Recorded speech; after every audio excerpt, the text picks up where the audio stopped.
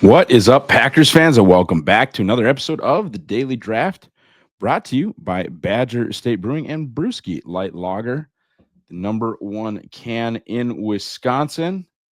Badger State Brewing, of course, just minutes away from beautiful Lambeau Field, which will host the NFL Draft this year. I am your host and the publisher of Ray Nitschke's Packer Report, Ross Uglem. Today, we are going to break down Tez Johnson. Tez Johnson, West Coast kid, Sam Seal, right? Fast, Senior Bowl standout, Green Bay Packer, right? As the great Lee Corso would say, not so fast, my friend. We'll get into some of that today on the Daily Draft. Pros, Tez is an extreme athlete. That's clear. He has a track and field background. It's clear when you watch him play. He has very obvious straight line speed. I expect him to run very well should he run in Indianapolis or at Oregon's Pro Day. I would guess that 40 time is going to be good. I'm not saying it's going to be, Xavier Worthy good. I don't see that, but I think he's got very clear straight line speed. The most impressive part to his game, and these two are kind of married to each other, is his clear ability to speed up and slow down. The acceleration and deceleration is incredible. And because of that, his separation ability is unbelievable. I think I saw some advanced stat where he was in the 100th percentile, meaning he was the best separator in college football. Does that have a place? I think so in the NFL. That'll be reflected, of course, in my overall grade. But he just gets open, man, like open. Also excellent in the quick game. Really, I mean, he's the ultimate NCAA 25 player.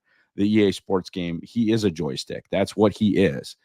Both before and after the catch, his ability to stop, start, go, and go fast, I think are almost unrivaled in the NFL. Or excuse me, in this class, not in the NFL, but in this class. That suddenness shows up, that twitchiness shows up when he returns punts. I think Tez Johnson would provide special teams value as a very real option at the next level. Now, we're going to talk about his size, and that, of course, becomes a question then on special teams. How important does he end up being to your offense? I mean, where I have him ranked, where I have him graded, if he ends up being where I value him, you can use him on special teams because he's probably your fourth or fifth wide receiver, potentially a game breaker 2 or 3 times a year. And if one of those times is in the playoffs, hell yeah. But you do have the concern with his size, with his special teams ability. Guy's getting a free shot on him when he's returning a punt. We'll talk about his size, obviously, when we get to the cons. Killed guys at the Senior Bowl. And I think you could probably get more hands on him than you were allowed to at the Senior Bowl, right? Be more physical with him in the NFL. But the rules keep moving towards the offense, right? And man alive, he's a hard guard one-on-one for especially these bigger corners, like maybe a little jitterbug slot corner. Somebody who's 5'9" with a ton of twitch could keep up. But, man, you get a 6'1", 200-pound corner on this guy, and he's going to route you up unless that guy is just a space alien. He killed guys at the Senior Bowl, especially in one-on-ones. He was super productive. Green Bay, this is another, if we're talking about Packers fit, right? Very, very productive in his final year at Troy, and then his 2 years at Oregon, he was super productive. Passer ratings when targeted, 144.6, almost perfect in 2023, and then 120.2 in 2024. He's really, really good, man. Packers fans, this is the Packer Report, and the countdown to the 2025 NFL Draft is on. No better place to celebrate this April than Badger State Brewing, just a short Lambeau leap away from the draft action. Cons, hilariously small, 5'9", 156, to the degree that his success in the NFL would be an outlier. Now, the game's getting more and more spread out. I think smaller and smaller guys. You talk about Tank Dell, his success. Tutu Atwell has certainly carved himself out at least a little career with the LA Rams. Like, these super small guys can sort of make it in a way that I think 10 years ago couldn't. Certainly not in the, that New England Patriots era where the Colts made them change the rules and stuff like that. This guy was never going to make it. But right now it's not catastrophic by any stretch. It's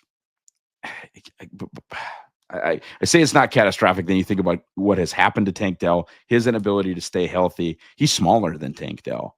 It's the number one thing. I think it not only is it number one con, I think it's the number one discussion point, unfortunately, for this young man. For sure, he's a slot only at the next level. I don't think he can win outside. I mean, maybe, but any type of corner with any ability to press, any ability in their scheme to press is if you get hands on a. I mean, he's like the size of a high school freshman. Okay, at 156 pounds. I mean, you get even a Jair Alexander with hands on him. He's not going anywhere. Does not win contested catches, right? That's not going to be when you're 5'9", 160. That's not going to happen.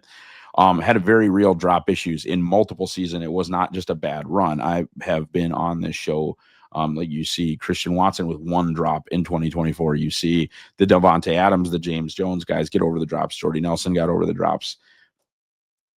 It's not something that's going to ever knock a guy a full round for me, just because I again, like, I think a guy that drops a lot of balls against a guy that doesn't drop a lot of balls is like 8 drops in a season as compared to 4. Now, could those 4 plays be super important? Yeah, but it's never going to be a deal breaker for me. He drops the ball a lot. I mean, that has to be noted, I think. And he's a clear and then clear injury risk at his size. We're going right back to the size. Clear injury risk at his size, and he's not going to run block at that size. I don't even know if I would do like Jaden Reed handoffy stuff to him in case he gets popped by a defensive end and, turned into dust. He's a really interesting player. I think you have to run a very specific offense. I think he'll be fine. I think you'll see when you hear my grade and my rank, he'll be fine. But I don't know that it's going to be in Green Bay, Wisconsin. Speaking of Green Bay, Wisconsin, the Green Bay Draft Guide powered by Packer Report is available. Use promo code DAILY for $1 off. The link should be below this video or in the podcast. If that's how you're taking in this content, it is the number one way to support what we do, even more than being a Packer Report subscriber, which we'd sure love if you would do that. But buying the guide, man, that just puts dollars in our pockets and makes this worth, which is, guys, a labor of love. But it makes this work worth it, and it certainly increases the chances that it comes back down the road. We really, really love the draft. We love the Packers. We love all you guys. And then buying the draft guide is the number one way to kind of say thank you for us. Plus, it's just a tremendous resource. And we think that it's the best one, but we also think you should buy all of them. Buy the Cheesehead guide, buy ours, buy any other Packers specific draft guides, or just buy them all. Buy all the draft guides. Use all of your expendable income on draft guides. Okay, Packers fit. My opinion, and I was right about most of this stuff last year, they're just not going to take him. They're not going to take a 5'9", 156 pounds receiver before someone else will. Would they take him? Yeah. I mean, if he just kept falling and falling and falling and falling, could they take him like they took Kalen King in round 7? Yes. I think someone else is going to go before they'll go. Again, like I have in the notes, maybe in round 6 or 7, but he's not a round 6 or 7 player. He could add speed to the offense, but they literally prefer wide receivers who weigh 40 more pounds.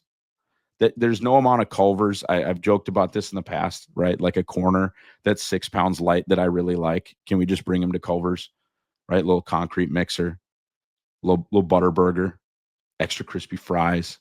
I get it. Get him the root beer with that extra sugar. Guys, there's no amount of Culvers in the world that's going to fix this. And I just don't think it's going to work. I don't see it. I think he's a really fun college football player. I think there are wide open offenses in the NFL that can use him. I don't think it's going to be at 1265 Lombardi. Overall, I like him. I would limit his role to 40 to 60% of the offensive plays to try and keep him healthy. I would install him as my punt returner. I give him a round 4 grade. He's my 104th overall player. He's a useful NFL player. He is not a full-time NFL player to me, and I don't believe Tez Johnson will be a Green Bay Packer.